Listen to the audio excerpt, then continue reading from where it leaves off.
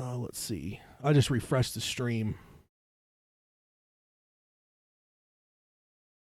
Wonder when it went down on us. It went down kind of early in the show. We lost the signal pretty early in the show. I'm wondering if it glitched something on here.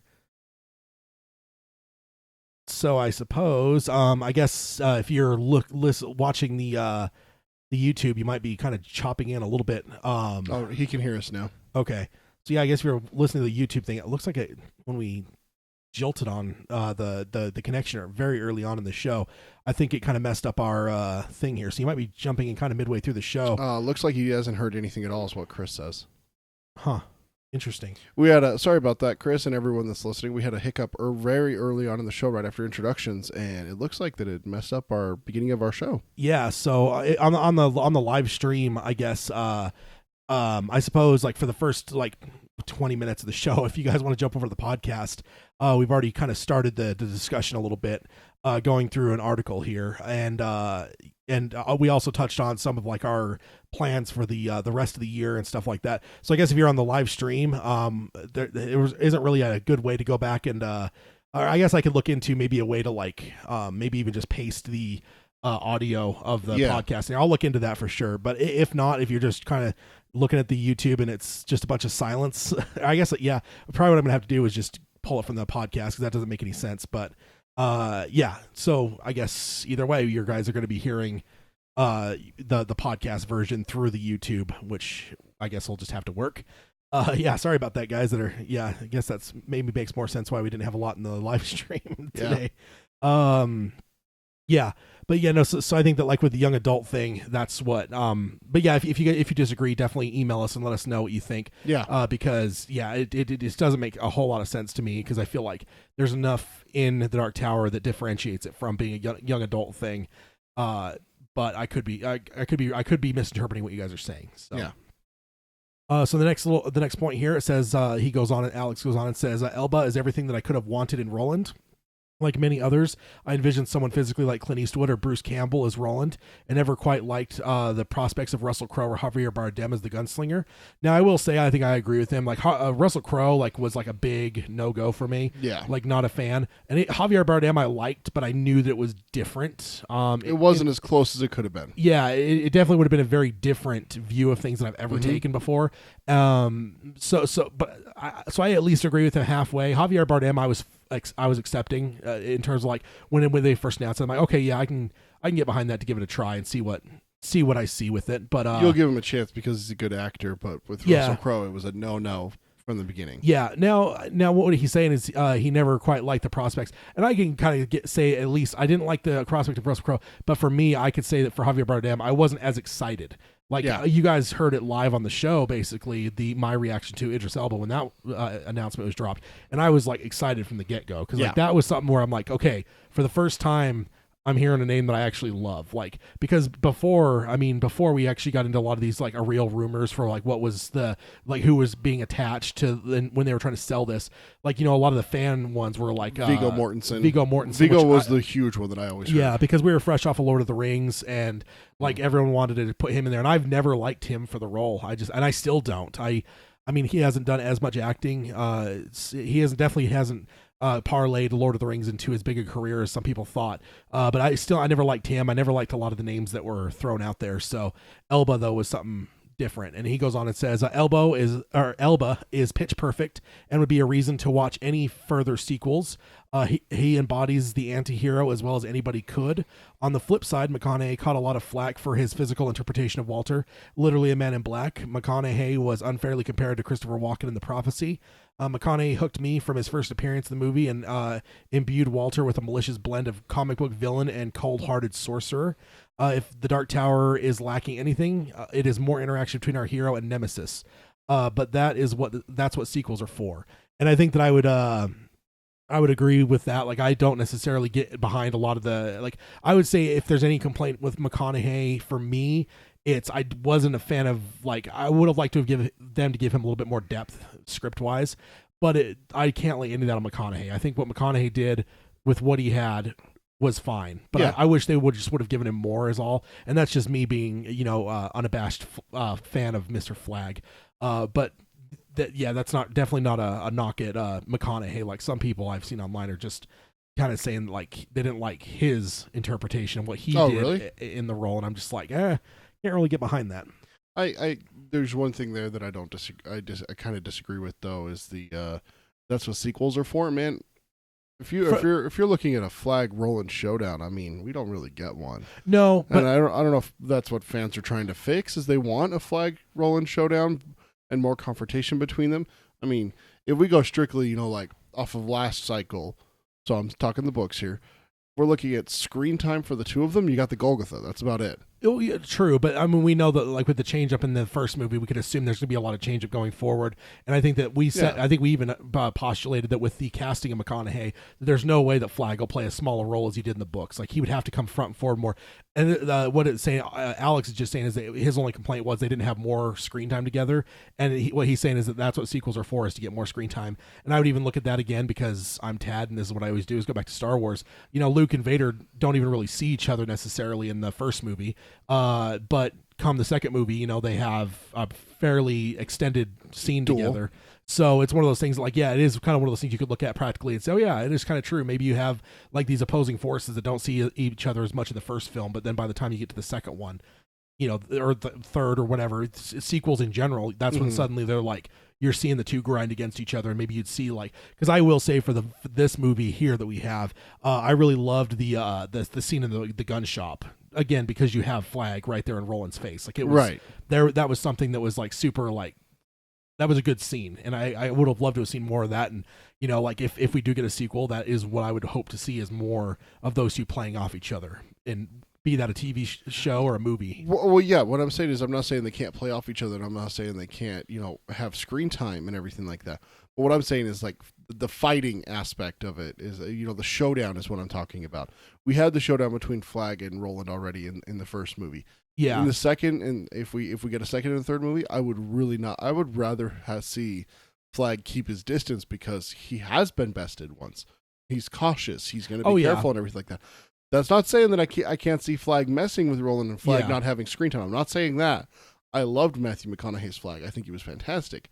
But what I'm saying is that I don't think that I want to see Flag be the top, bad guy to fight, is what I'm saying. Like, he may be there, he may be part of the plan and everything like that, but I'm looking for a Blaine, a Quick, someone like that the Wolves, someone else that's not going to be front center versus Roland. Yeah. That's what I'm saying. Oh, yeah. I think it would be, if we saw more of them confronting each other, it would be a very gun shop style confrontation. And that's what I'm talking about. That's fine. That's where Roland realizes up until the end. I think at the end we would see them evenally collide. No, that's the what end I'm saying, of the whole series. Right, the series, not necessarily the next movie or anything like that.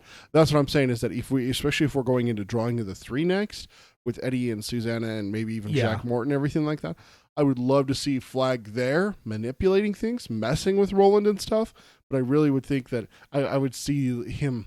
Man, he got the best of me once. I got to keep my distance now. I got to do this better. Now, what about what? In my mind, just quickly, without thinking too hard, one way to insert Flag more in the second book, in my mind, would be in the third door.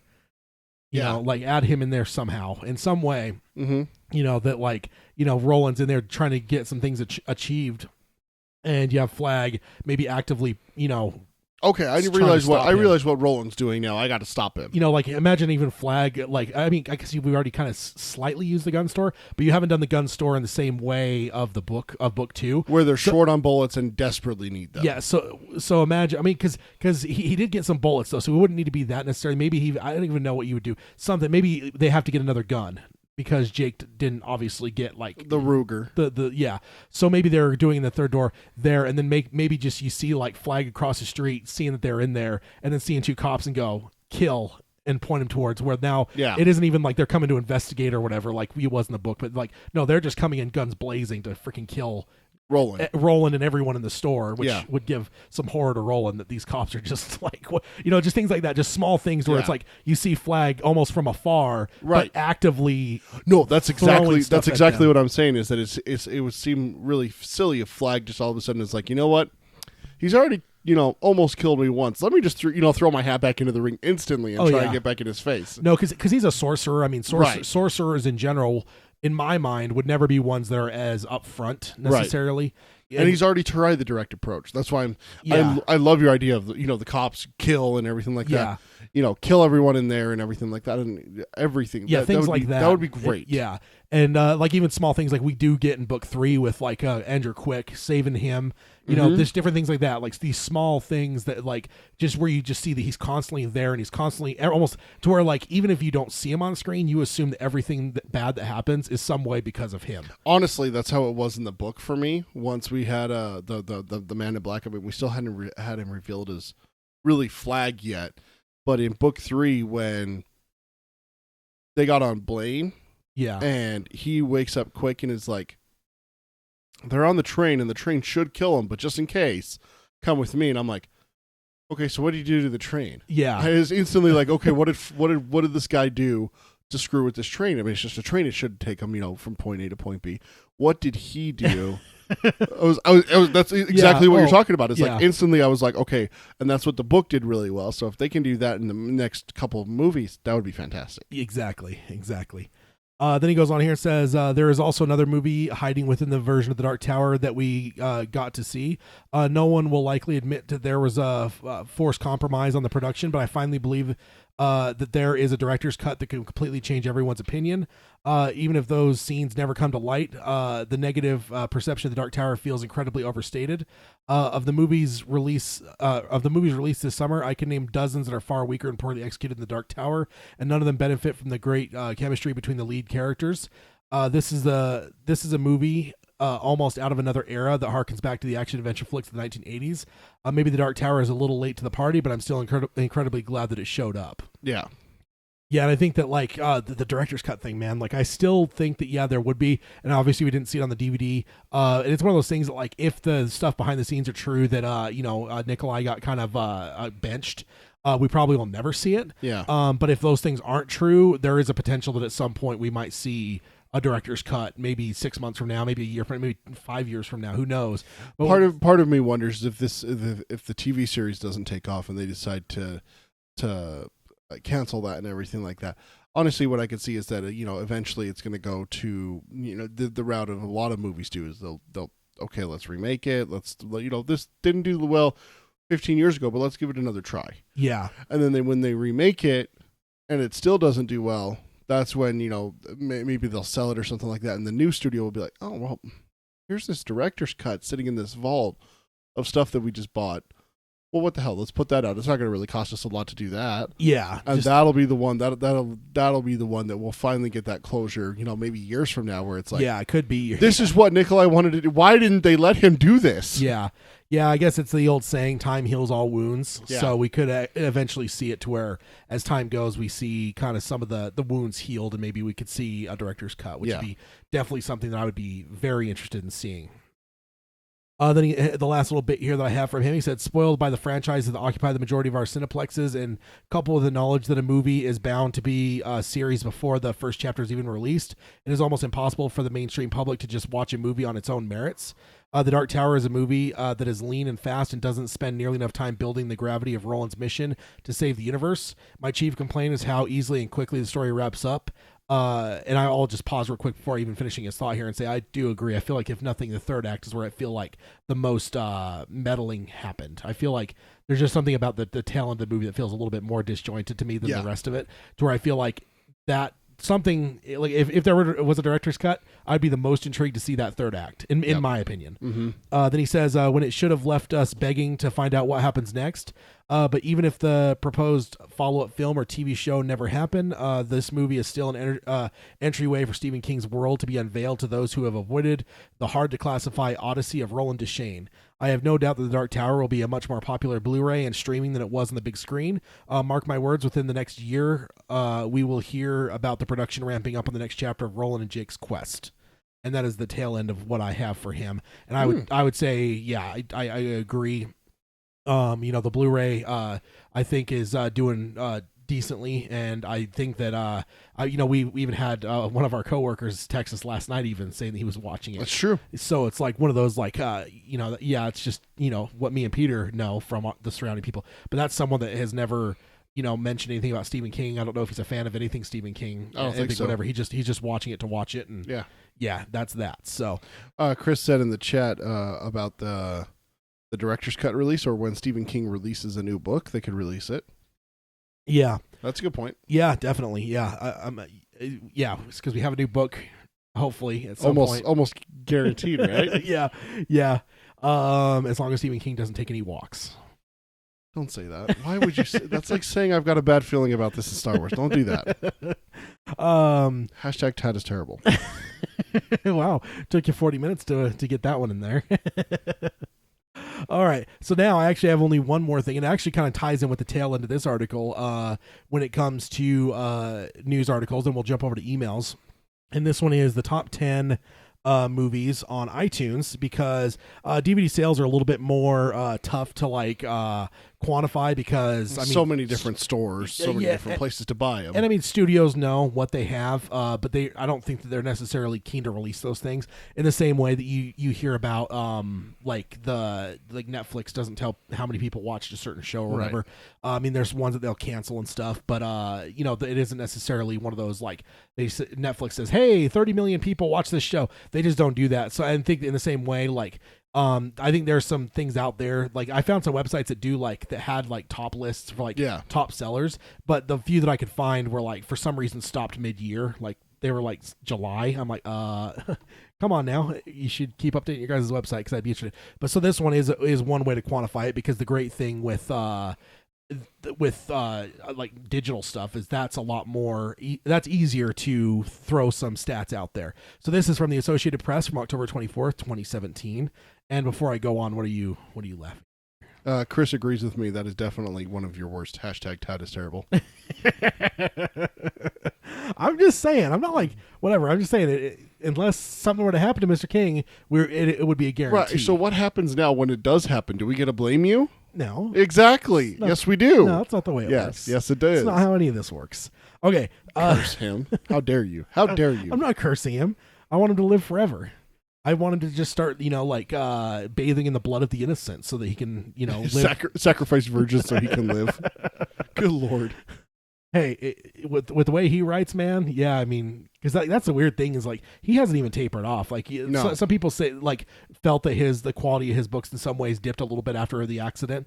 But I say those people need to go read 11/22/63. Well, directly after, right after. Yeah, right in the realm of the early 2000s or so. And then a lot of people, I think it's almost universally accepted that there has been a pretty big shift in the last 5 or 6 years to where some great works have come out by him, and it's just one of those things that he doesn't slow down, man. He just keeps writing, and it's, I don't know, you read something like 11/22/63 and it's incredible.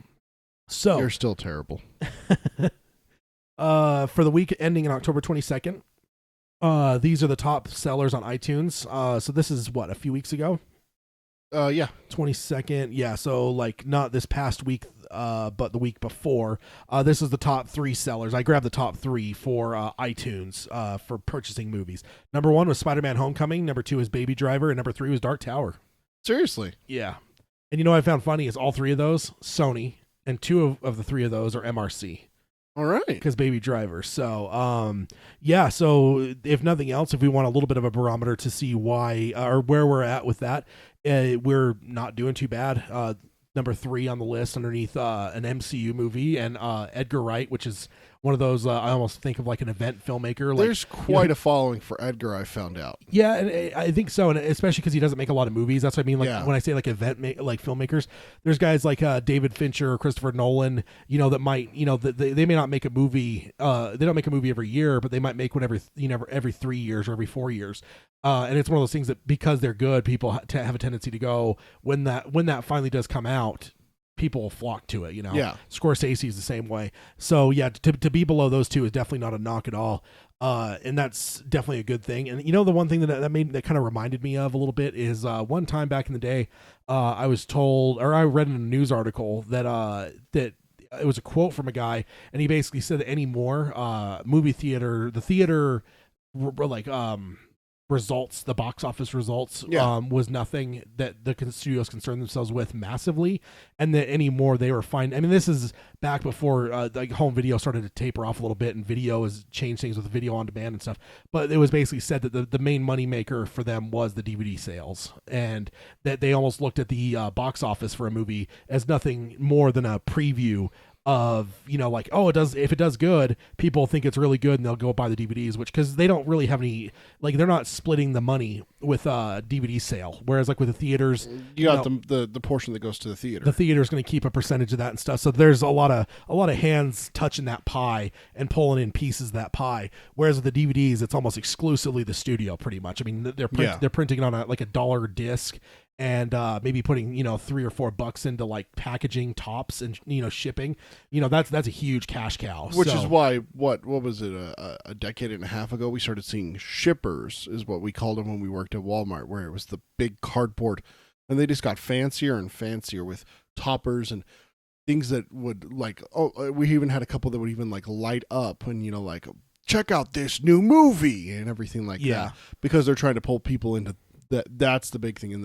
And it's always the same case too, like you were saying. Okay, so if it costs $1 to make the movie, $3 to make the case. Okay, so let's say a total you're looking at $5 with shipping and everything like that to make that. And then they turn around and sell it for that first week for $16.99. Yeah, I mean, that's still a pretty good profit there. That's $11 basically. You know? 11, 12. Did my math check out? Well, also, I mean, there's going to be some element of the store getting some profit to where, like, you know, they may sell it for $16 or $20, but the studio's probably selling it for to the stores for, like, you know, $12 or something like that, to where, like, they're doubling their money on, you know, like they're getting a pretty good, you know, a pretty good paycheck. I mean, I don't know a business that wouldn't take a 2-for-1 profit margin. So it's one of those things that I wonder is if the home video sales, be it video on demand or hard copies, you know, long live the hard copies, I say.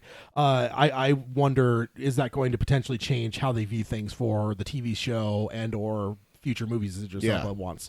We covered that a few weeks ago, that Idris Elba was saying he wants a second movie. So it just makes me wonder, you know, what some of this might mean for the long term of the Dark Tower franchise, because I wasn't necessarily even considering what the home video would do, even after we started seeing the box office not doing so hot. I never really thought about it, but now seeing a few of the numbers, and there's a few things out there where people like speculate and they make educated guesses on what kind of sales were being done by different things. Nowhere near scientific enough for me to even grab, but on most of those, I was seeing Dark Tower ranking right up there in the top 5 on hard copy ones versus like the iTunes.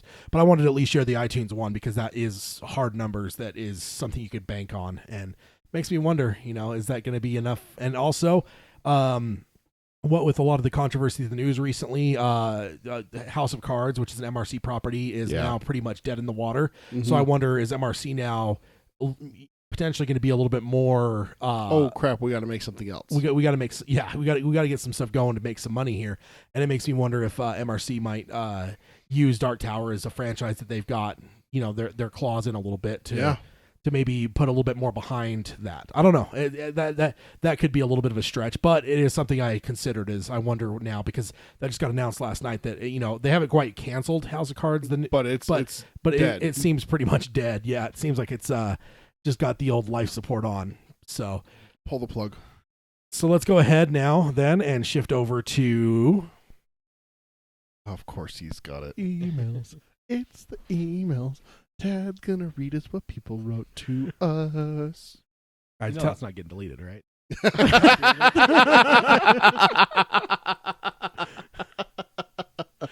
I had to leave that on there just for posterity. You're such a jerk. Hey, there's going to be no singing in this show by you that will not be kept by me. Duly noted. Duly noted. Okay, so next up, oh gosh, Chris. No Tad is terrible hashtags this time. No, not this time. No. Okay, so first up on the email chain is Marcio from Brazil.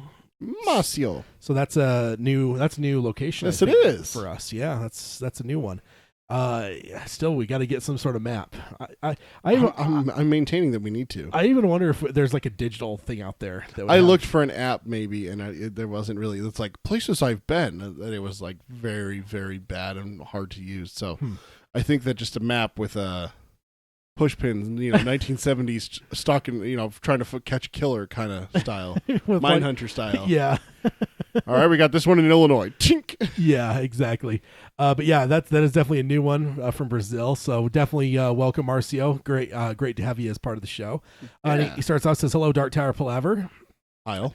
And he says, "I'm sorry, but my impressions of the film are not good. Even if I went to watch with expectations already prepared for what I was going to see. But what the shit happened in the edit room?" And he says that in all caps there.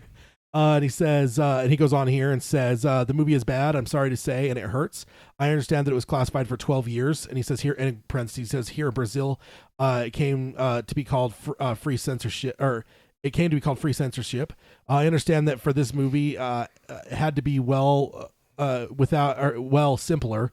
But what I saw was a movie with the quality of those 70s kung fu movies, both narrative and quality of capture of images and effects. I do not know how the quality of the pictures was in your cinema, but here it was very poor. And I would say it was actually pretty good here. That might be a theater thing more than the actual movie itself, because we saw it on 4K screens for the most part. Yeah. And because there's a new theater near us here that has a 4K on every screen. And yeah, I would say that no, it does not. It didn't look poor at all. I mean, we were just talking about that earlier about how it looked better than it had any right to be with the price tag with such a low budget, yeah. But no, I think that might be more of a theater issue. Man, there. That's a bummer, dude. Yeah, and I hear that a lot. But not just with this, with all kinds of movies where people they'll just get like a really shitty, like tinny sound, like just bad, poor sound quality, poor picture qualities, and different theater. Like it's actually driven us away from theaters before in our past. Yeah, there's that one theater that's right over here that we were going to for the first part of our high school years, but then we started going to the other one that's a little bit farther away. Yeah. Because it had better sound and better picture. Yeah. And then I guess we're just kind of like, it's actually kind of weird because Utah, you don't really think of it as too big, but Utah is actually one of the ones that I know like movie wise, like a lot of times like it'll be one of the highest selling for home videos, and like, yeah, theaters do really well. And I think that like we have way more theaters than we should have for the size of population that we have. A large part is because of the religious implications here in the state. A lot of them they'll go to a movie, but they don't go to bars and clubs and stuff like that. Yeah. Which is why we have very few bars and clubs in Utah. Yeah, exactly. I guess that's the trade-off there. But it is one of those things. I think that we definitely have because there's been times I look at how many theaters there are just here in the valley that we live in, and it's like, it's in terms of like ratio to like how many people are actually in the valley, it's way tilted. Within 10 miles from your house where we're at right now, we could get easily to 7 theaters off the top of my head. Yeah. 1, 2. Does that even count 3, the old drive-in? 4. Nope. 5, 6. I got 6. Yeah, 6. Yeah. Just right here from my memory. Yeah. Yeah, and that's a lot of theaters. 7. There's the other one just right down the road right there. There's a lot of theaters. There's a lot of theaters just right here, and that's the thing though, is it's like it's really weird. I mean, you can't drive very far without finding another theater. Yeah, it is bizarre. So I think that because of that, we are definitely spoiled with the fact that with all these theaters fighting each other for like, people's money, we're generally going to see a lot of good quality theaters here, which not everyone has. If you're in smaller areas, smaller towns, international, or I mean, heck, I know there's even big cities where you just have poor quality theaters, and that's just something that we don't have to deal with, fortunately for us. But yeah, that's not that's a bummer. Yeah, that is a bummer. That because things like that can ruin it, and I hate that's why I hate like human beings in general. That's why Captain Trips, I'm like, bring it on, because like I'll go to the theater sometimes and just, they get these loudmouth people, or you got like just people doing dumb things, and you're just like there's times that it'll kind of like screw over the whole experience for you, especially if it's your first time. Like I was kind of worried yesterday with Thor when we went to go see it, because Tad and I and my wife went and saw it. There was a kid sitting a couple seats down from Tad that kept standing up, and I was like, oh God. Oh God, is he gonna ruin it for us? Like No. I was ready for him to be a little turd and be so restless that he has to start talking or something like that. No, the kid was just antsy and you had to stand up for a little bit and everything like that. But he was okay. But I know exactly what you're talking. Yeah. What was the one we went and saw around Thanksgiving? Oh, Creed. Yeah. The freaking lady sat next to me, had a baby in her arms. I was like, oh great, here we go. Yeah. Like this is going to ruin my movie. Yeah. Yeah. So that's kind of stuff. I do hate that, but it is definitely terrible when it is things that are like technical. Yeah. Audio, visual, like those kind of things are terrible things to have. Then he goes on and says terrible visual effects. There's a scene that almost at the end where a car hits a store door or whatever, and it seems to have come out of some Disney theme park.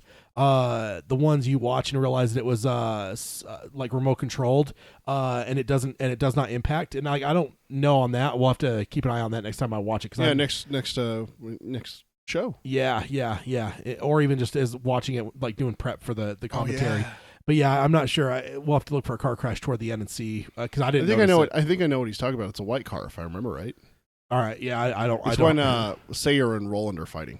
Oh, okay. The fight that feels terribly abridged. So short. I think there's a lot more there that we didn't see. But to quote our friend here, what the hell happened in editing? Yeah. Then he goes on and says another noticeable thing, and a lot, the movie does not transmit emotion. It is without feeling. Any B movie has more feeling than the one from this one from the Tower. It's tasteless. Matthew McConaughey made a poor interpretation. He interpreted it as if he had received very little money for it, and he played it with little vitality. And I don't know if I don't know if I agree with that. I think like the emotions of Jake, some of the scenes with Jake were pretty emotional. Yeah. But yeah, Flag definitely was played in a specific way, and yeah, some people just didn't care for it. I personally didn't mind what he did with it, but yeah, and it could even be what he's saying here, Marcio saying about like it feels like he wasn't paid enough. Like that might even just be like because we have some other emailers that talked about the depth of the script just not being being a lot more shallow for Flag, and that might even be what he's onto here. Is he just kind of sees the shallowness of what was written, and he's interpreting that as just McConaughey not trying, but it could even just be that that's what he had to work with. I mean, it could be.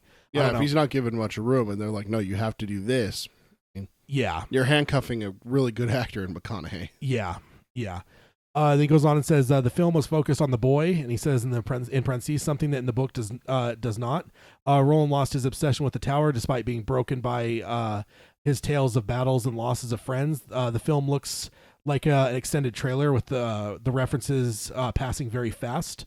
And I will say I think that kind of goes into the whole conversation that we've had multiple times about the runtime and it's wishing that it had a little bit more room to breathe. And I think that might even be where it feels like super rushed, which maybe what he's saying when it feels almost like an extended trailer, probably because how rushed it is. He says the story was more than altered to be another round in the Ka wheel. It was invented in a way that new audiences lose the sense of escape from the world. Obsession with the search, long journey, emotion, terror, and what was the awful ending? Horrendous. You know how I cheer. Let's see. You know how I cheered for the movie, how I was fighting for it. I started arguing with some critic about it, and it was actually it was almost felt like I was working for the film. But today, I'd rather be silent and wait for the next adaptation to happen because that was simply horrible. Does not suit King for 12 years. Everything is lost, especially what makes sense with the story. And he says, then he signs off and says, thank you, long days of pleasant night. Sorry for the bad English. I used Google Translator to go faster.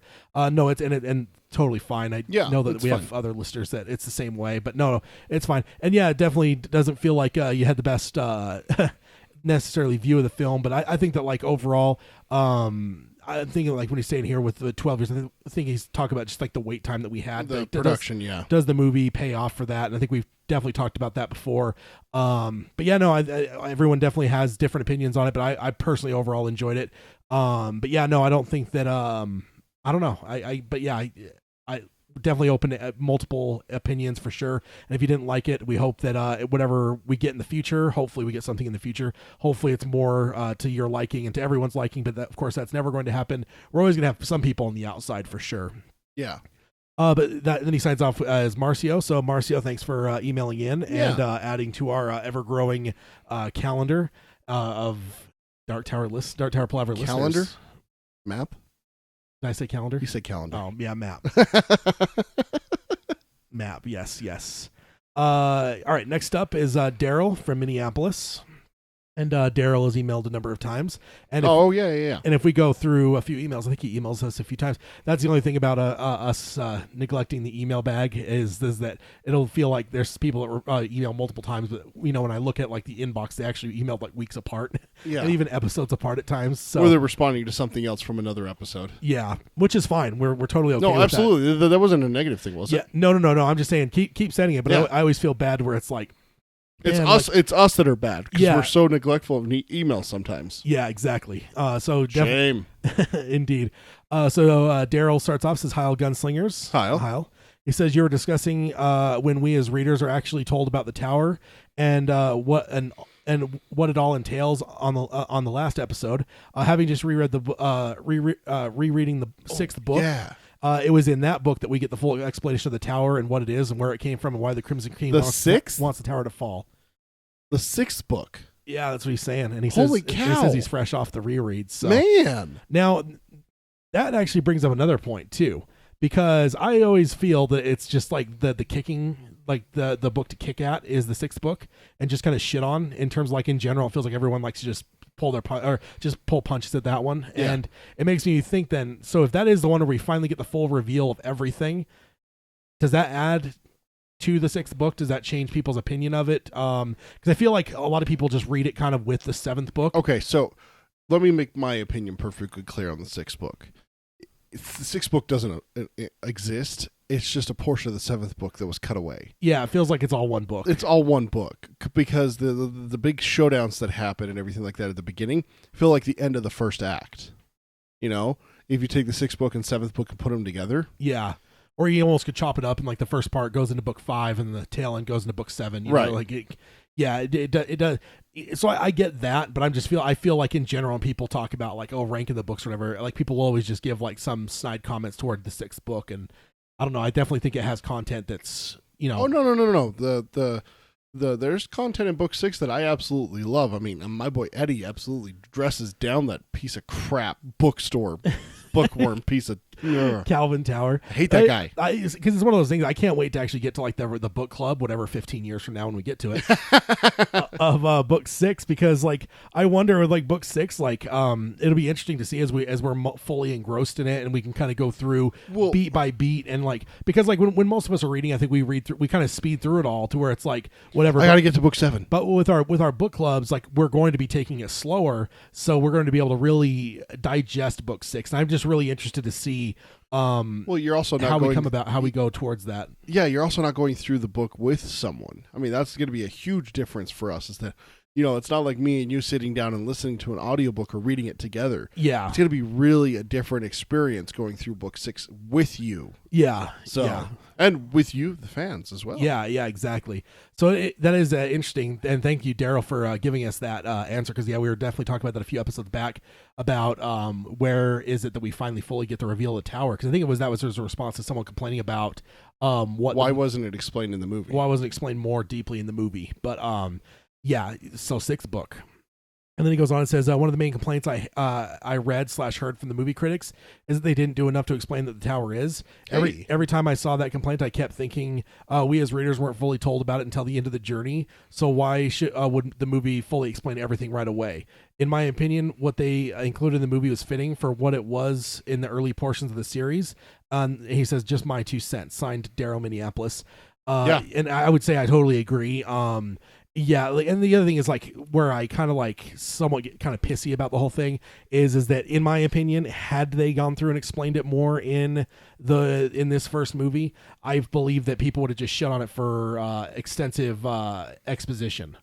In my opinion, yeah, it would have dragged. Yeah, and people would have just bitched out like, "Oh, all this movie is doing is just jamming a bunch of book stuff into into this movie, and it drags the movie, and the whole second act kind of falls apart because all it is just nothing but like obvious exposition." So it's just one of those things that's like they're kind of damned if they do, damned if they don't. Yeah, I mean, which would you prefer, a little story or a lot that drags the story and drags it down? Yeah. Now, I mean, if they. Here's the real question: if they had gone the route of calling it the gunslinger and maybe not calling the movie The Dark Tower, do you think they could have got away with not mentioning the tower? I mean, I guess the way the movie is written, you couldn't, because I guess what I'm thinking is, imagine if the whole thing was based around Flag, like Jake and stuff. Like, rather than Roland having to explain to Jake about the tower, he's just explaining to him Flag and why he's going after him as a revenge thing. You know what I'm saying? Like, I know this, it seems really out there, but like, because think about in the early stages, like, with the whole first book, we didn't really get mention of the tower. I mean, we talked about that in our book club at one point for the first book, where it's like, if you're reading the book, you're sitting there going, wait a minute, Dark Tower series, like, they're never talking about a tower here. What the hell's going on? They talk about it at the end. Yeah. But the big thing is that Roland makes it perfectly clear that he has to catch the Men in Black because he has to give them information to get somewhere. Yeah. Which we find out in the end of the book, the Golgotha is the Dark Tower. Yeah. So the one question I would have for you, okay, so this is your scenario. We're taking the Dark Tower out of the first movie and making it the Gunslinger. What is Jake's motivation? His whole thing is that he's seeing the Man in Black try to take down the tower. Yeah. So what do you do with Jake?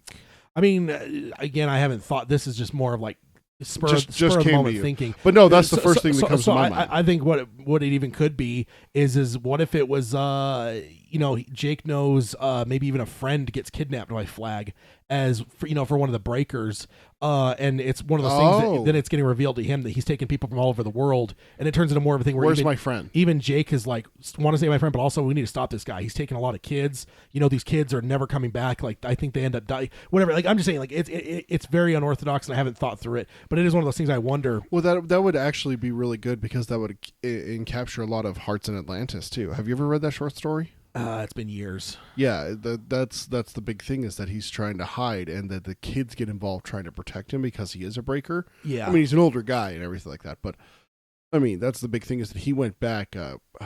Teddy? Oh, what's his name? Brodigan. Brodigan goes back to protect his friend who's a kid, So yeah. that would be very, along those lines, like, yeah, they're taking people, even kids. We got to stop this guy. Yeah, and I just in a way because I just think to myself, like, if Roland in large part has forsaken the tower, because he's a broken man, and we've talked about this in other episodes, to where, like, if you're new to the show, maybe go back a few episodes, because I've talked about why I feel that Roland giving up the tower is completely understandable in the course of this movie. So if you go back to a previous episode, because I don't want to necessarily go through that again, because it feels like I keep going through that same spiel. But it's one of those things that maybe if Roland's given up on it, why should it be such a focus of the movie? Mm-hmm.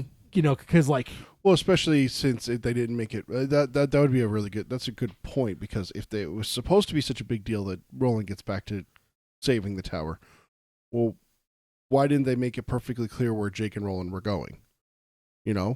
Make Roland perfectly aware of what he's doing and inviting Jake along, not just to go back to Midworld, but hey, come with me. We need to get to the tower.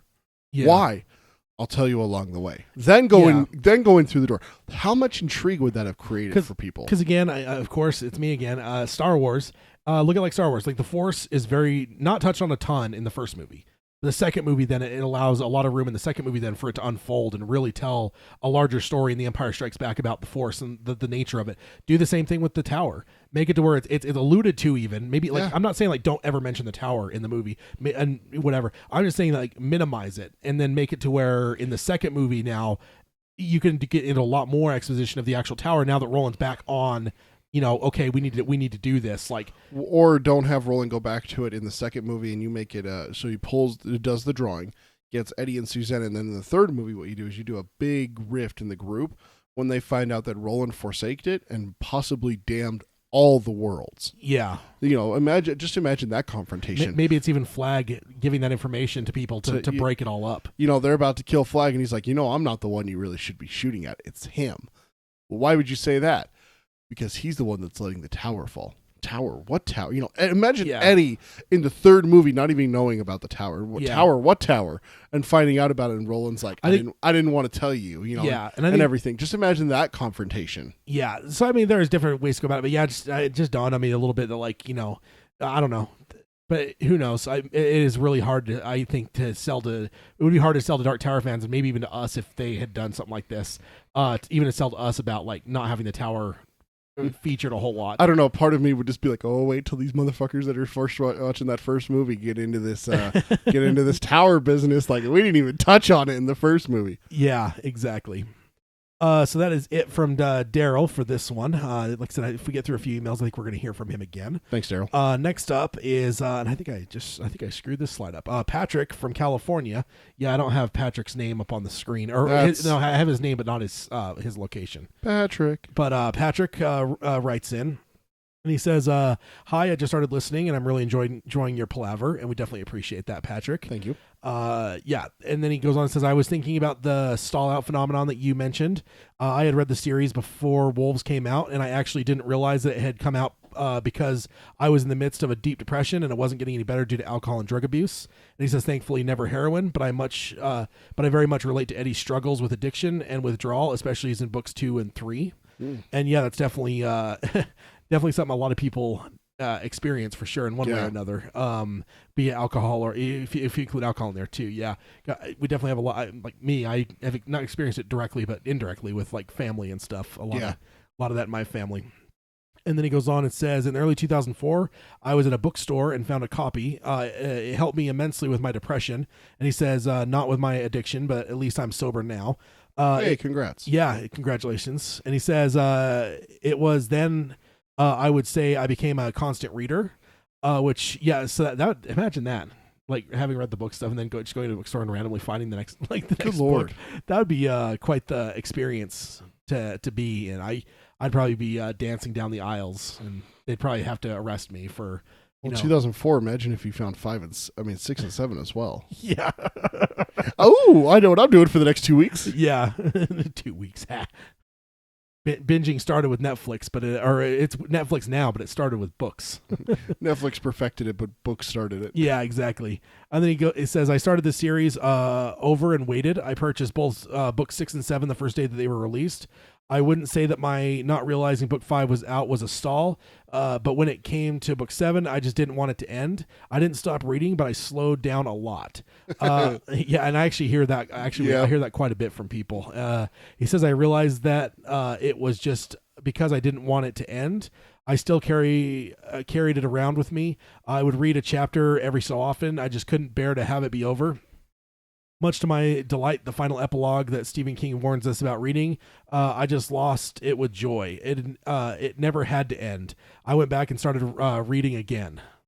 Yeah, that's true. Yeah, it's one of those things that like nobody wants it to end, and then when you actually get there to the end, well, it's like, oh, it doesn't end. Well, you know what they say: cause a will. Yeah, it's true. Always turning. Yeah, he says that a lot in the last little bit. It seems like he was almost telegraphing it for us. That foreshadowing, maybe? He's like, hey, guys, this is not going to end the way you guys think. I think a lot of us like the ending, but it definitely wasn't popular at the time, and it definitely still has its detractors. And he goes on and says, This all might seem overly personal, but that is what the Dark Tower is to me. It is the linchpin that holds everything together, and it really helped me hold myself together. And we definitely appreciate you sharing, Patrick. Honestly, like if you're comfortable sharing something, we're definitely comfortable talking through it, because it really is like, it is one of those things that like stuff from literature or pop culture or whatever it might be are things that can be very important to people and be very far more important than some people give it credit for. That's why I'm like never okay with someone like putting down something and like making fun of someone for liking something. Well, not even just that, but minimizing something. Oh, it's just a book. Oh, it's just a movie. It's just a TV show. Not to like, some people, and I get like there's people that like it's almost an unhealthy thing where they start to like live their whole lives like, you know what I mean, like in an unhealthy way.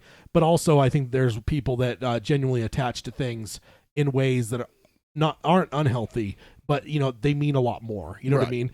And like that, and I again, I will even say that like it is like Star Wars is one of the things for me, because like growing up, my parents split, and like my stepdad, one of the things that really allowed our conversation or our relationship to even start, as a young kid, suddenly having a new father figure was Star Wars. So it's one of those things for me.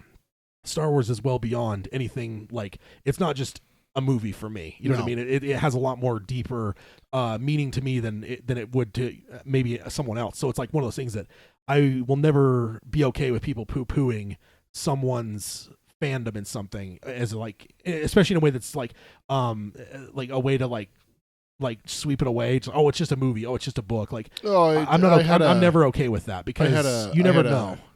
I had a friend who got mad at me because we were talking about the Harry Potter series ending, and like there's this big climactic battle in the last book right towards the end, and several key characters they die, and it got to me. I mean, I was 19, 20 when I was reading this. You know, I've been reading these characters for 5 or 6 years now, and I was talking to him about it, and he's like, "Well, dude, it's just a book." I'm like, "Well, how can you say that, dude? Yeah. Like, I've invested time into this series. I feel like I know these characters and everything like that. You know, like don't put someone down just for liking something like that. Yeah. And trust me, guys, if you ever hear Tad talk about Star Wars, I mean, really talk about Star Wars. This is not the place for it, but yeah, and we should have a special one-off episode where me and you talk about Star Wars. Yeah, I'm actually like because there's like a million Star Wars podcasts out there, so I know if I ever started a Star Wars podcast, it would be not necessarily one of like that it would be original beyond the fact that it would be my take on things. It would be the only thing original about it. But I have thought about it because it is that important to me. And there's a few other movies too that like are like whatever.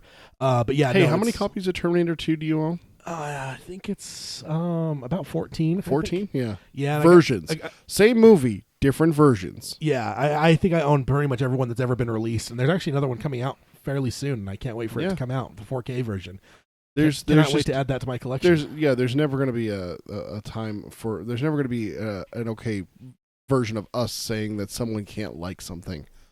It's important for people to in different ways. Yeah, I guess minimalizing is the word I couldn't. Minimalizing. Like, that's a great way of saying it. Yeah, don't minimalize things because it might be just a book for you, but that doesn't mean that it's just a book for someone else. Mm-hmm. And be it a book or a movie, a TV show, whatever it might be, anything. Music. Music. I mean, some people. Yeah, I always forget about music because it's never been as important to me. But I know that some people, music is as big for them as it is as movies are for me. So yeah, music is the same way. There might be albums that bring people back to moments of their life, and remind people they've lost, like any kind of thing. So not to get too like down in the emotional baggage of things, but no, I totally agree with Patrick on like and wanted to just give a little bit there about like why I agree with him, and also why it's good maybe for all of us to understand never to downplay somebody's like fandom and something, or how much importance they put into it, unless it was obviously something like extremely unhealthy. Like I almost think of like the stereotypical like soap opera like housewife type thing. I think of like that. Like I'd say there's a line to draw to where it's like someone just unhealthily obsessed with something that has nothing to do with their life, and it's not because there's like an emotional depth to it, but just like it's where you stop living your life to be consumed by something is where you start. I mean, Patrick can vouch for this. I mean, that's a drug kind of thing. Yeah. When something consumes your regular life, oversteps that bound. I'm becoming a big fan of Batman comics. Like you helped me get along with this by buying me my first 3. It's never going to stop me from, hanging out with Tad or recording this podcast and something like that. When you get past that level is where we're talking about unhealthy is, like where it starts controlling your life. Like, you know what? I can't go to work today. I have to read this Batman comic. Yeah. That's where it's different between, an extreme fandom like Tad with Star Wars and it's bordering on unhealthy, borderline crossing the line into unhealthy. Yeah. So there is a distinction there. Yes, exactly. That. Yeah. So, and Patrick, thanks for sharing. He has a little bit more here, but I just wanted to, towards that point about it being overly personal, I definitely wanted to thank him for, like sharing that. And yeah, it's definitely, and that's what I love to hear about things like with the Dark Tower. I love when people tell us why it's so important to them.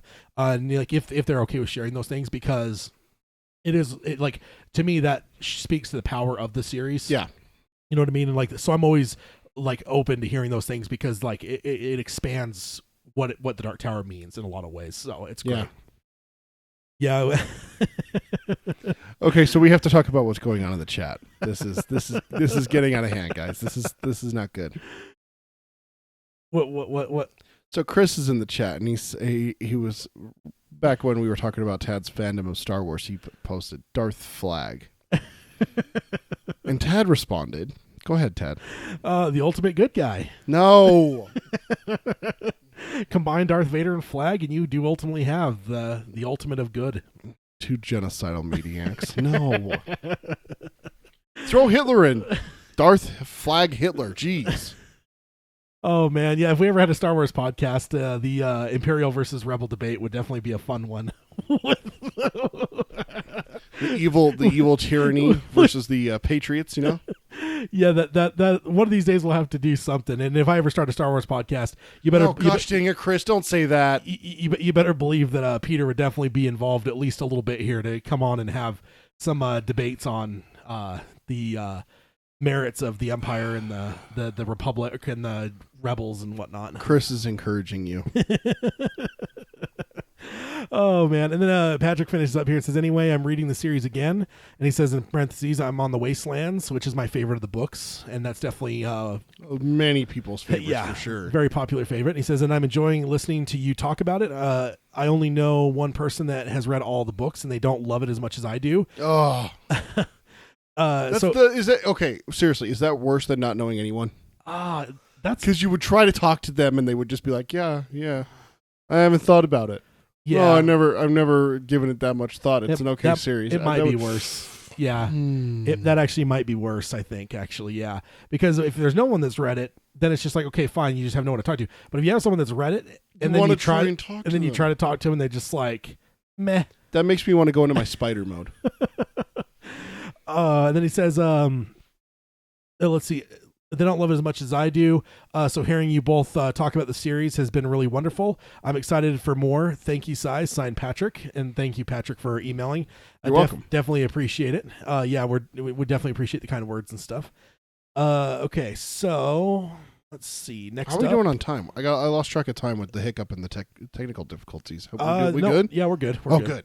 Yeah, we're good. I wanted more emails. I was worried you were about to close up. I thought you were closing up shop. I was like, no. No, just changing over the slides here. So next up is Joe in Washington. Joe! And is this his first time? I can't remember. Okay, we'll see. Yeah, we'll see if he says or not. So I know we have someone in D.C., but I don't think it's Joe. And I think that I usually put his as, I think he's actually on my list for I'm Aaron from DC. So yeah, no, this might be a new emailer. Okay. Let's get into it though, because we always end up talking about this, and then when we read their email, they say something. He starts off, Heil, and he says, now I don't consider myself a flag apologist. Like hashtag Tad is terrible. Well, if he's new, he already gets the lingo here to having these hashtags that completely malign my character. And he goes on and says, but I certainly enjoy reading about him. It's definitely safe to say that no story would be the same without him. He is absolutely right, but that does not make him the good guy. Don't even say it. I mean, if he was to just not be there, then it ruins the story. So, he's the savior of the story. And he goes on and says, to my point, I think you both appreciate, especially Tad, that the other night I was reading my paperback of book 7 while my 3-year-old daughter sat next to me. Right before Walter/Flag gets eaten by Mordred, there's a full-page color illustration of Flag. My daughter saw it and said, he's nice. Oh. Yes. That kid is a winner. I know what picture he's talking about, too. If I remember right, it's Flag doing something with his hands. Okay, because you have the okay. He's got a hood up, and he's got the blonde hair, and then he's got his hands up and everything. Well, she obviously has good taste, this daughter here. And he says, I tried to correct her, but she wouldn't have it. Maybe in a few years, I'll start her on the stand. And then he says, smiley face emoji. He doesn't even give me one. He just spells it out, smiley face emoji. So Thank you for not putting the emoji. We appreciate it. But he spells it out for you. It's okay. It's okay. Just so there's no confusion. Peter's just like he's got his eyes closed right now. He's just he's going to his happy place. Going to my happy place. Now, I would say that your daughter's only a few years away, probably from Eye of the Dragon. I mean, being more of a children's-based story for Flag. But Chris points out in the chat that kids don't lie. And I will point out that my daughter lied to me today, so yes, they do. Well, kids are good judge of character. No, they're not. My daughter thinks you're a good guy, so obviously they're not. So see, good judgment there. No. She was actually kind of upset she didn't get to say hi to you yesterday, by the way. Oh, yeah? Yeah, she's like, where's Tad going? I'm like, home? Oh. I was like, Oh. oh, no. I got to stop her hanging out with you. This is not good. Oh, and then Joe. Stop it, Chris. Joe finishes up here and says, "That is all for now. Thanks again for the wonderful podcast. Long days and pleasant nights. May you have twice the many." Exactly, and he says, twice as many. And he signs off and says Joe in Washington State, and he says in parentheses, "I failed to state my location last time. So he has emailed before. Okay. Seriously, that's it. I'm getting a freaking map. But no state. That's why it maybe isn't clicking. Because like it's weird. It's like because we have so many emailers that it's one of those things that sometimes like the state becomes almost like their last name that helps us identify. To where it's just like, you know, like now. Oh, what's his name? What's his name in Kansas? Like Joe in Washington. Joe in Washington. Yeah. So now it's one of those things. It's like versus if someone was to email us new that was just Joe. We'd be like, but then they say, oh, Joe in Idaho. Yeah, like Idaho or something. Exactly, some weird, like random state. Like it helps differentiate. So yeah, that may be why we didn't remember when it comes to Joe. Joe's last email. But Joe, keep that daughter on the right track there. Maybe get Eye of the Dragon, let her read her that as a bedtime story, and then she can get around to Flag. And another thing I can even just see is here, dress her up as Flag for Halloween. Get like the denim jacket, the buttons, Would you stop it? Or you can even go Dark Tower version, get like the hooded cloak, and maybe get like a Palantir, the wizard's glass.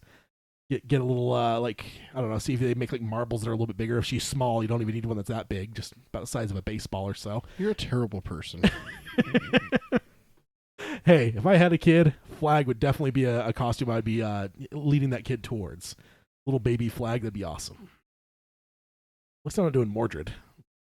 Nobody could agree with. Everyone would agree that Mordred would be a worse idea. Yeah, because we all hate Mordred for some reason. Everyone hates Mordred. It's like the universal, like like in the old days. There's the debate on whether or not Flag's a good guy. There's a debate on whether or not Flag's and everything. Mordred sucks. Yeah, Mordred is just like hashtag Mordred sucks. Yeah, let's start that one.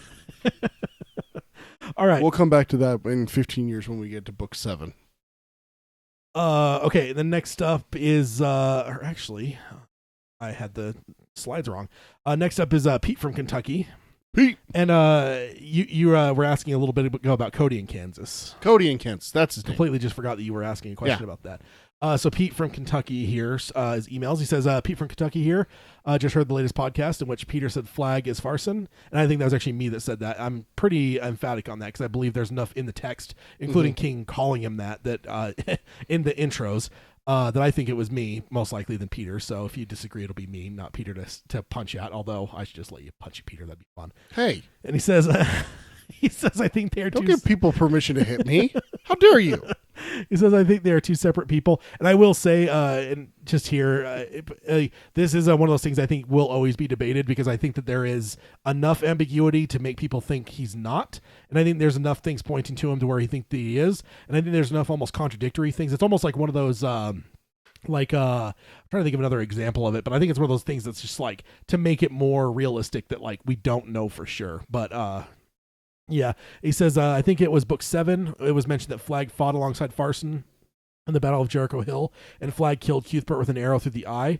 Oh, too soon. It goes on to say that Roland escaped the battle by hiding under a pile of dead bodies and crawled out just before sundown as the bodies were set to be burned, but I'd forgotten about that. Now, I want to say that, like, I don't remember when it comes to book 7, perhaps was it Daryl that had just got to book 6? Book 6. Yeah. He said he just finished the read through. So when he gets through book 7, maybe he could remind us on this, and then when we get to it, we can talk about it too. Because the other thing is I want to say is that there is some of this stuff that has been covered in the comic books, and I do know that the comic books that portrayed Farson as a completely different character.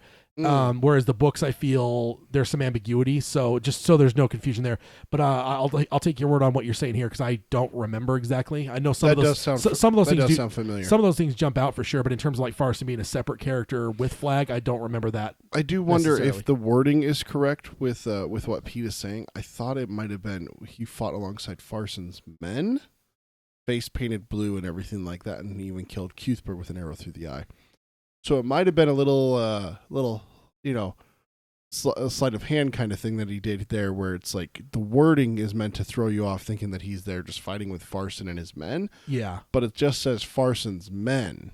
I don't know if Farson was actually present at Jericho Hill, unless, of course, Flag is Farson. Yeah, exactly. Yes, generally, though, I've always felt that they are the same person, but that's just me. And again, I will also admit my biases. Generally speaking, if there's a quote villain in a Stephen King book, I assume they're Flag until they turn out not to be. Why do you say quote? He is the bad guy. Well, in your opinion.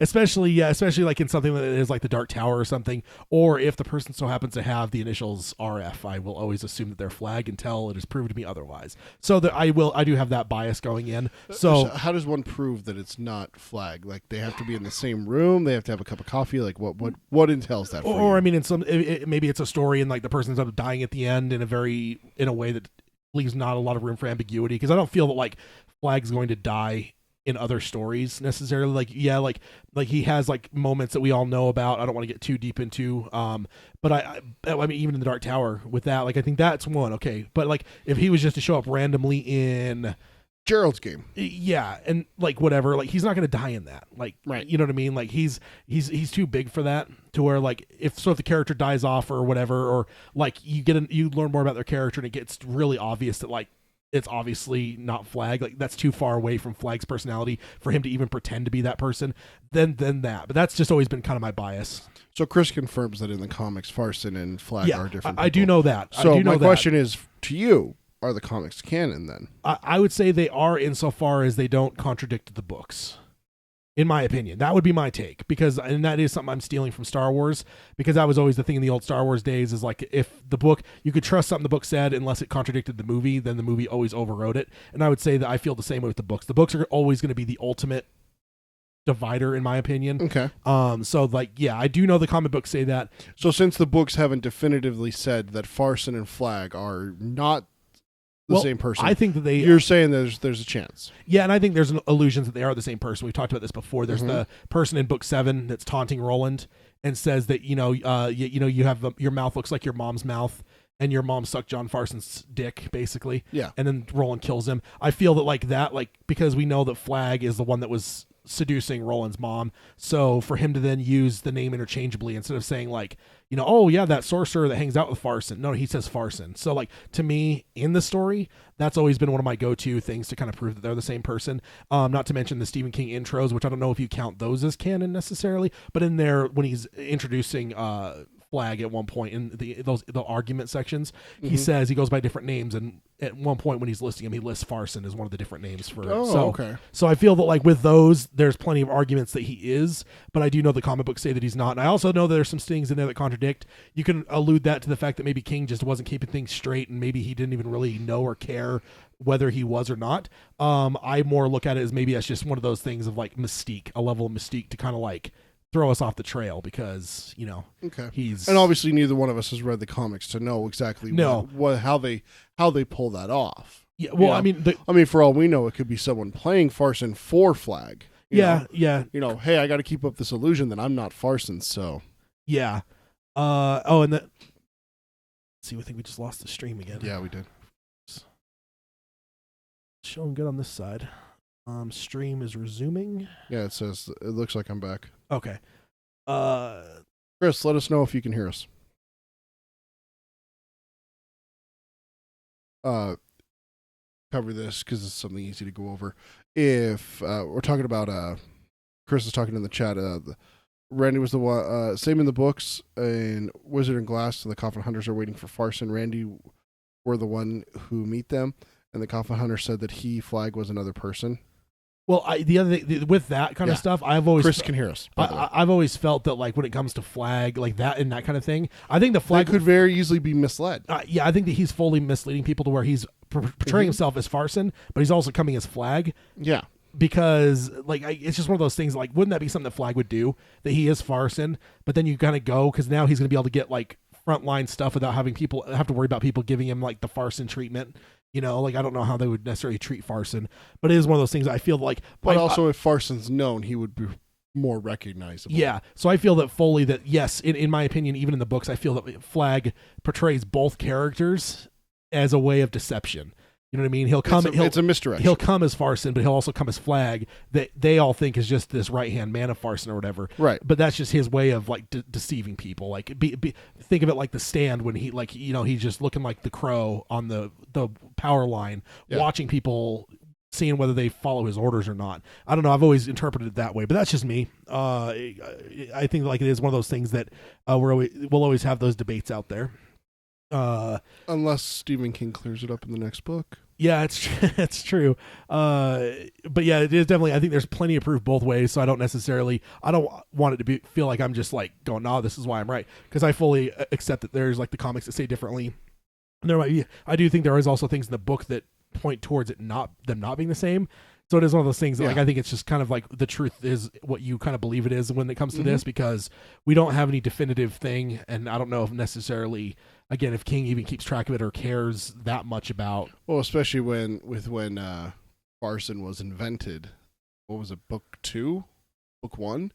When the first time we heard about Farson I would say if it's book 1, the question would be is Farson mentioned in book 1 in your version, in the original versus mine, or is it just something like the Good Man or something like that, or is it in the revised edition? Because there's one point so this is where my memory is going to be tested. It's where I wonder if it's Roland's telling someone in the quartet or maybe someone outside of the quartet that it was Farson and his men that raised Gilead to the ground. Yeah. That's the passage I'm thinking of, and I want to say that was pretty early on, but we haven't got to it in our book club readings, so maybe it was in Gunslinger. If it's Gunslinger, I would wonder if it was in like the revised version, but not yours, because I would be kind of surprised actually if Farson was mentioned in the original, because I feel like that came a little bit later in the timeline of things, but I could be wrong. It's been a minute since we got through that part of because that would have been just a small little nugget in the book clubs too. Yeah.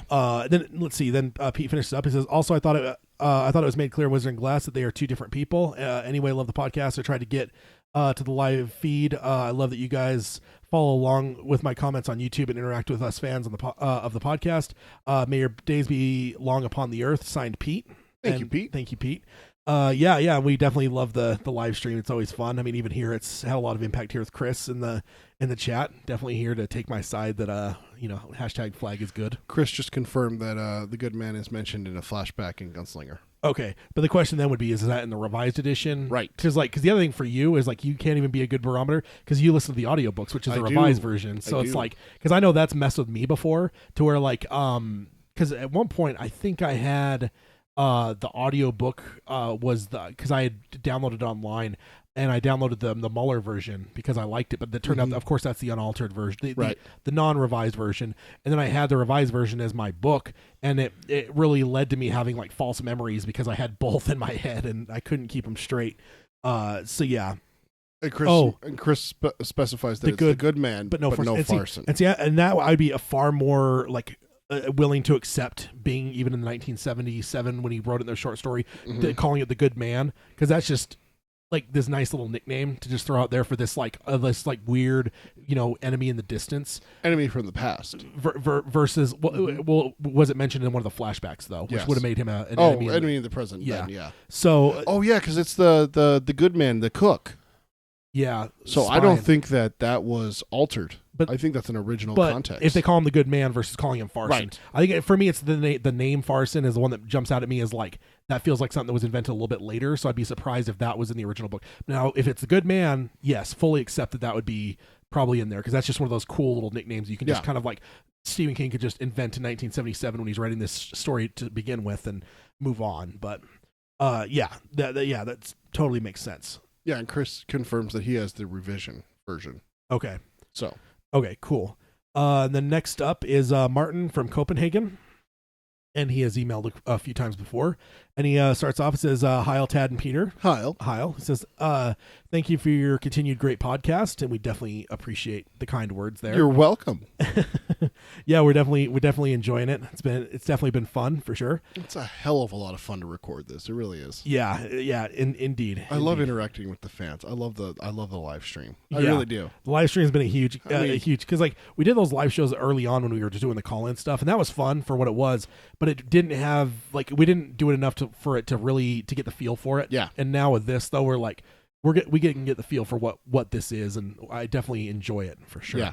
It was definitely nerve-wracking the first couple of times because we went from I can edit this out. I can change this later. Yeah, there'd be times when we were recording that we'd have like flubs, or we'd be like, oh wait, I don't like the way I said that. Let me try that. Let me try that again. A little behind the scenes there, we might trip over our words or whatever. So now you kind of just get the unvarnished truth with like what it is. But I think that as we've gotten hopefully better as podcasters, that we've gotten to the point where maybe we're a little bit better to roll with it live than like, especially those early days. Like, yeah, editing the show was definitely we would do like an hour and a half show, but it would take us 3-4 hours to record it because we have a.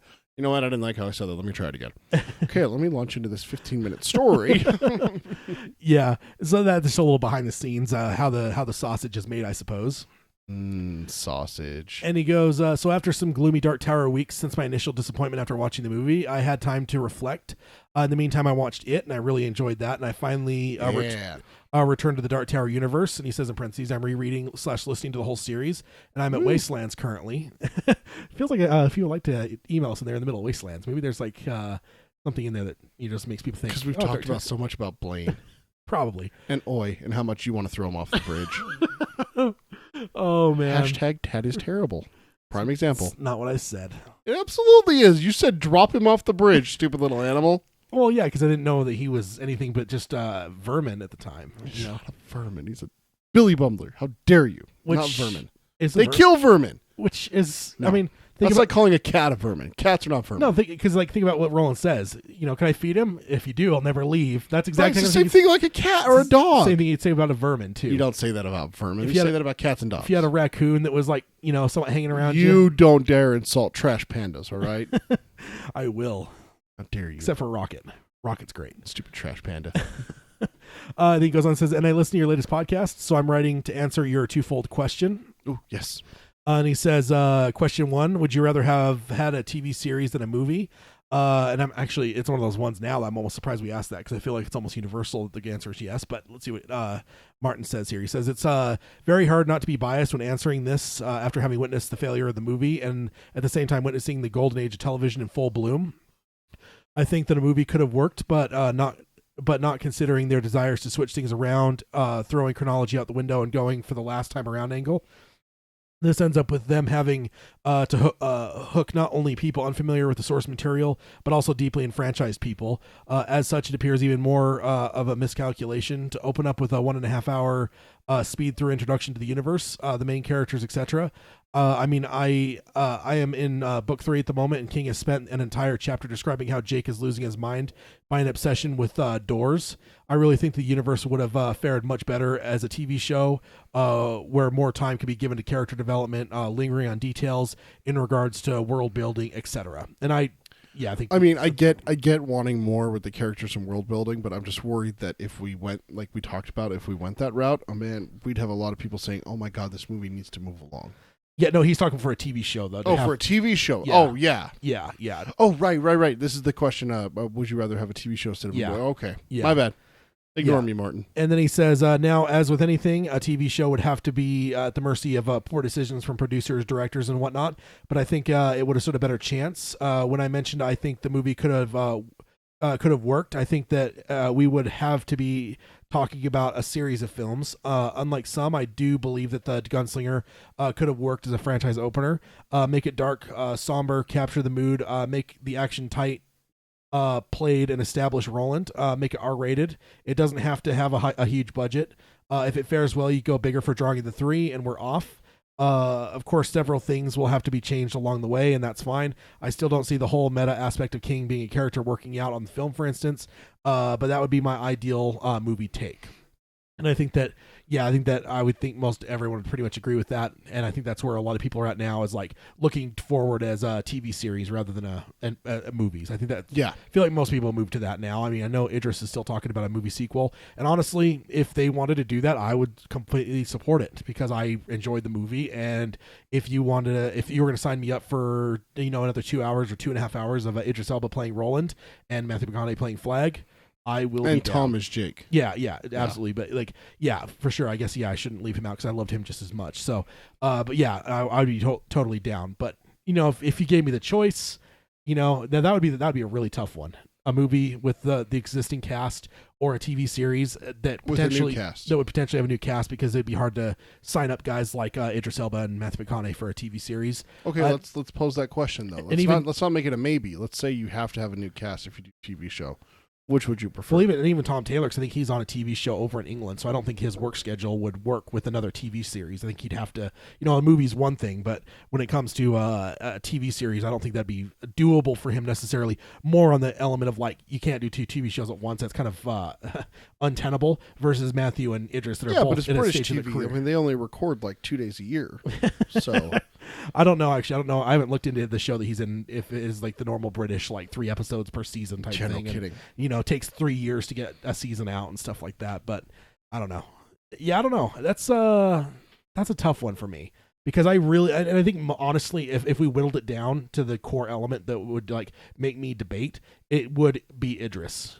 Yeah. Matthew aside, and even Jake, Tom Taylor aside, Idris is the ultimate thing for me. Where I'm like, if I were to say movie, I'd rather do one more movie to give it a try rather than go full bore on a TV series. I would say that the core thing for me would probably just be to see Idris Elba playing Roland Moore because I loved him. I mean, I loved all 3 of them, but he was the top for me. Like he was great. I would love to see more of him in that role, and it seems like he wants to do it. So, oh man, that's a tough one too because like I love TV, everything that's on TV so much, and like. The possibilities they could have, but man, Idris is like, like it's not just me trying like being an apologist or a fanboy. No, I legitimately love Idris Elba that much that like if it really came down to it, I would probably side toward the movie with Idris Elba. But that might just be me. I don't know. What do you think? I take a TV show. Yeah, I think that the movie aspect has a bad taste in a lot of people's mouths. I think the TV show wouldn't have to start with necessarily that big of a stigma. The second movie would have to be Dark Knight level for people to change their opinion of the series.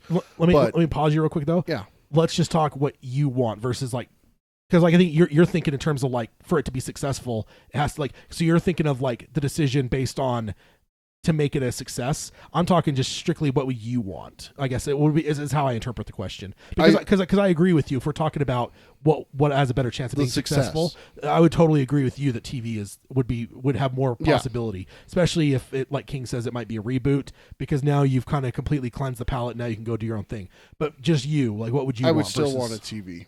Okay, even if it cost me Matthew, Tom, and Idris, I still would want TV.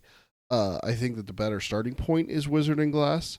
I think that the better media for Dark Tower has always been TV. I mean, my first wish was for us to be on HBO or Showtime or Stars or something like that. Yeah. Or even AMC, for God's sakes. I mean, I saw some stuff that The Walking Dead is getting away with now, and I went, we're allowed to show that on TV? Like, all right. Dark Tower can show us freaking killing demons and murdering people in cold blood. All right, let's do it. But for me, the reason why I would choose TV over another big screen movie is one, we've had a big screen movie. And I liked the big 3. I really did. I really did like Idris. But I think that the media design for how they've been doing shows better suits the Dark Tower nature. Yeah. Week to week, some cliffhangers here and there and stuff like that. Learning about the characters and developments. Show. That's true. Because but you got in between seasons. Then that's true. So then it'd be like, hey, one weekend of watching everything Dark Tower, and then I have to wait 2 years for the next. Yeah, no kidding. But to me, I just look at what they've done with, like you said, or let's go Netflix original. Let's talk Netflix. HBO for me is like that. That is the absolute best case scenario. Everything else is like below that. Things like Showtime, Hulu, Stars, or if you get like things like AMC or Amazon stuff, Prime, all that stuff's B. Like because like Netflix and HBO to me are so far above what everyone else is, especially doing. when it comes to production value. Yeah, like look at like Westworld, for HBO, Game of Thrones, and then you look at like Netflix with things like everything feels like not everything they're doing is great, but like they're doing a lot of great stuff. So and that's where I say that I think the series would definitely have more of an upside. Yeah, that's what I want. I want to see good quality product for Dark Tower. I don't want to see something that someone's putting too much into trying to redeem the first one. So that this is a personal thing for me. Yeah, I don't want to see someone try too hard in the second one and go too far the other way. Make the pendulum swing too far the other way and ruin it that way. Yeah. So I think that the safer bet and the more entertaining bet would be TV show. Okay. Yeah. And like I said, like that to me, that's a hard decision to make. Like, it's not just like I don't want it to sound like flippant. Like I'm just like, oh, well, like, screw a TV series. I want Idris Elba. For me, like it legitimately, that would be a really tough choice to make. And like I said, like the only thing that boils the choice down to me and helps me like to be the tiebreaker almost would just be Idris. But that's not to say like I feel that TV is anything but a perfect way to go. It's just like, and like even in my mind, it might even just be like this is just another couple year delay until like it goes full into TV. You eventually still got to that point. It might, but like I would just love to see. Like I don't know, Idris, and like of course Aaron Paul could work either way. I think he's done more television than anything, but I don't think he's opposed to movies necessarily. He better not. He better not be. Then he goes on here and says, question 2, knowing what you know, would you rather there be no movie at all? I'm remembering these questions that we threw out now. And he says, this one's a tricky. On the one hand, I had a blast getting hyped over the film. The last year have been filled with excitement surrounding the movie, and this is in part because I had never thought I'd see the day where a Dark Tower movie would make it into the big screen. And yeah, even if I was very disappointed, a part of my heart was still soared when I saw the opening title and the music started to swell. Yes, and that's, I agree. I mean, yeah. I mean, I'm on the other side of it to where I liked the movie, but yeah, I think there is still some stuff where it's like, I don't know, and like beyond the few things you mentioned there, I think a lot of things that a lot of people can get behind too is like the shots of the tower. Yeah, are pretty incredible. Yes. So. And then he says, on the other hand, I do believe that the supplementary stuff can lessen originals. I think it's hard to think about The Matrix without also thinking with the disasters that were Reloaded and Revolutions. Yeah, and I could agree with that. Likewise, the Star Wars prequels. And he says, Tad, I agree to disagree. And then he gives a winky emoji. And then he goes on and says, and I think I will be hard for me to think about the Dark Tower without the imagery and disappointing decisions made on the movie. Will this ever get done over, rebooted? Who will play Roland if this happens in 10 years? Will it be a white actor? Will that be weird? How do non-enfranchised people think about this? What if it's done again in 10 or 20 years? Then there's just this weird one movie that looks very like some very distinct choices that aren't echoed in the source material. Will that dictate anything?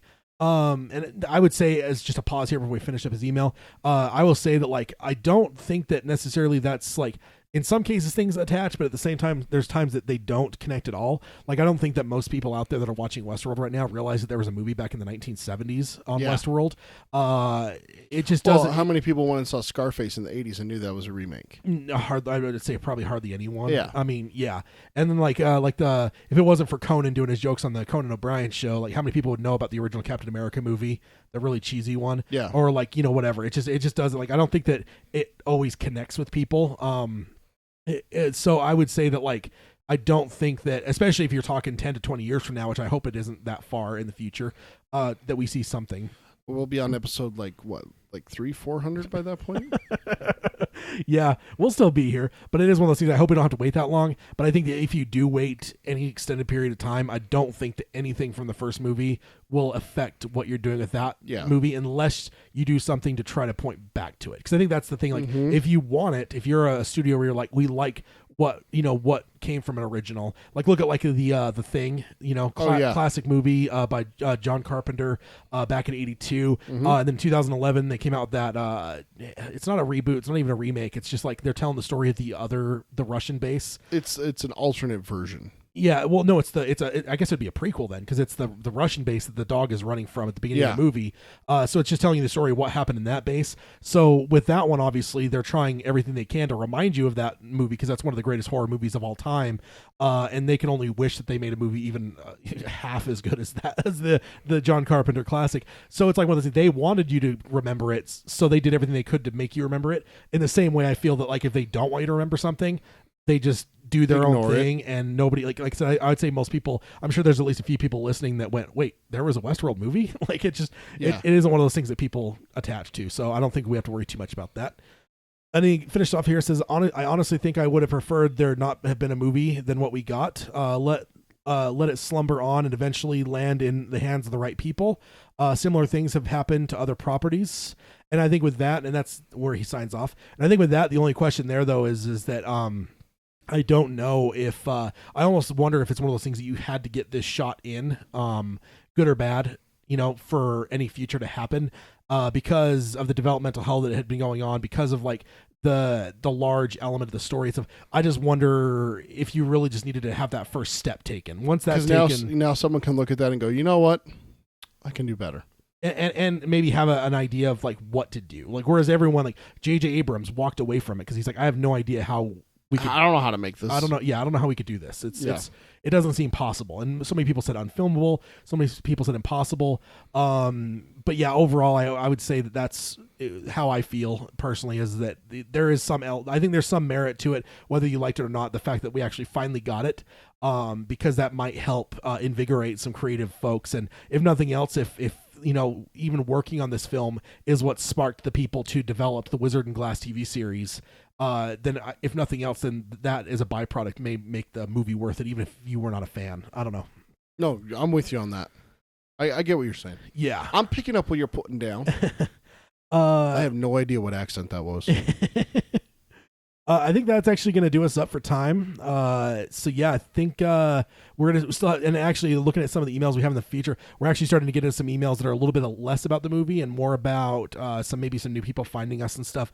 So that's actually kind of a good spot to end and kind of pick up. We'll still have some people talking about the movie, of course, but that's the nature of things. I don't think that we ever thought that the movie would be a open and closed thing. I think that whether it was good or bad, I think that we knew that 2-3 years from now we'd probably be talking about this movie still, just because if nothing else it's the first one, and even if everything went right and it was a huge box office success and we were getting sequels, we'd always still be talking about the first one in some way. So we'll still see, especially since we'd have the conversation, well, how does this compare to the first one? Yeah. So we always knew that would extend. So we will have some in some of the emails, but I think that a lot of the big initial movie reaction is mostly done through the mailbag now, for the most part. So that kind of leaves us with where we're going to be going for the future. And I guess that if that's the way that we were lining up, I guess depending on how that last roundtable with the special guest goes, this might be the last time we get to emails this year.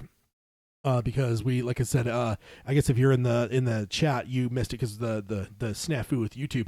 But yeah, so just to reiterate, just so everyone is clear. So what we're doing is next time we're going to do our film commentary. The time after that, that puts us to our second show in November will be our film commentary, and then we have two shows in December 2nd. Well, not exactly December 2nd. We don't know the weekend of December 2nd, the weekend of December 16th. One of those will be a book club, and one of those will be a roundtable with a special guest. And then we will be taking the 30th off, as we have done in the past. Just because of the holidays and stuff, we will take a break to kind of reset and prepare for the new year of 2018. So that is kind of what is going to carry us through to the end. So just those two December ones, they might flip-flop in terms of we don't know which one's going to be the special guest, which one's going to be the book club, but that will be them. We're working out scheduling with the special guest. But the special guest might also be one of those things where we have, I don't know if we'll have emails, maybe, but if not, this is the last time we'll see emails until 2018. Yeah. So we'll have lots to catch up on. Yeah, which is fine, and we have a little bit still in the mailbag. Don't let that stop you if you want to email the show. Please always feel free to email the show, because we always it's always good to have those emails in, because we love coming up with conversations to talk about, but honestly, some of the best conversations sometimes come from you guys. Tangents. Whether it comes from you guys having a different opinion on things, a different view on things, a different angle on things, or even just you guys, we talked about earlier when it comes to the movie adaptation, sometimes you're just man, the movie left out my favorite part. We want to know your guys' favorite parts, because you know what? Those might bring up conversations that Peter and I have never thought about before, and nothing titillates me more than the idea of a conversation that we haven't had. A new conversation between Tad and Peter. So always that's happened quite a bit on this show, and I love it. That's one of the biggest things I love about the show, is that, oh man, I've never thought about it that way. Have you, Tad? No, I haven't. Okay, well, let's go into this more. Yeah, exactly. So that's kind of what we hope for. So always send the emails. Even if as you guys are reading the books and doing rereads and stuff, always feel completely welcome to send thoughts and questions and stuff there. Now, if it is something too obscure, we might have to be hold on, we need to look at this up. Yeah, it may have to be something that we go back to later on after we are able to do a little bit of research, because I don't know, if you go too obscure on us, that'll be Is there anything too obscure in Dark Tower for either one of us? Well, in terms of details, though, we probably could have a conversation, but if we got into something that was too detail oriented, where it's just okay, something really obscure and like a detail like that might be something like even today, like we were forgetting Aunt Talitha's name. So we've forgotten the last like 4 shows. Are you kidding me? Yeah, I always blank on her name when it comes to. And I was thinking it was Lady for some reason, and maybe he calls her that at some point instead of Aunt. Like maybe he just calls her Lady, but that was sticking in my mind. That was Lady something. But yeah. So that's the end of this show. Let's go ahead and close up shop with some of the details of things, and then we will sign off. First off, if you guys want to subscribe to us, you can do that on iTunes. If you can also rate and review us there, we'd appreciate that. If you don't like to download stuff, you can stream us on Stitcher. You can also find our show notes at darktowerpalaver.com. The article that the couple articles that we talked about in this episode will be found there. And then also, if you guys want to engage us in Palaver, Peter can tell you the best way to do that. Best way to reach us is through email. It's darktowerpalaver@gmail.com. We also have a group on Facebook. It's facebook.com/darktowerpalaver. I should say page, not group. And then you can also follow us on Twitter. That's at darktowerpod, at darktowerpod. And you can find our shows on YouTube. It's youtube.com/darktowerpalaver. You don't have to watch live with us, but you're more than welcome to. And if you want to go back and watch older shows, you can see the pictures and visuals that Tad is showing me live here in the office. Also, we want to mention one more time, just to make sure everyone's clear, there was a little snafu with our YouTube recording. Tad's going to try and fix it. If it not, please fall back on your normal podcast service for that. Yeah, if it feels really disjointed, then chances are I wasn't able to fully fix. What I'm thinking I'm going to be able to do is just grab the audio from the podcast and just put almost a dummy rig it into the YouTube. But if for some reason that doesn't work, then maybe you missed like the first 20 minutes of the show. Jump over to the podcast and listen to that until you're like, oh, this is where they finally fixed it, and then you will have heard everything, just not in the right order. Right. Which I guess could work. So that's it for this episode. So as we always say, long days and pleasant nights. Long days and pleasant nights, folks. All right. Yeah, Chris, thanks for joining us in the chat. I think the chat was pretty slow. We didn't have too much of a warning for when we were going to record, but thanks for joining us, Chris. Definitely fun and always good when I have someone on my side to back up Mr. Flag and to get under Peter's skin a little bit. Yeah, thanks for joining us, and in the future we'll get more at advance notice. I know we always say that, but we do need to get better about that. Weekends are always so chaotic that sometimes we don't know when we're going to record until as we get closer. But thanks for joining us, Chris. Thanks for all the emails and stuff. Definitely appreciate you. Yeah. And see you next time.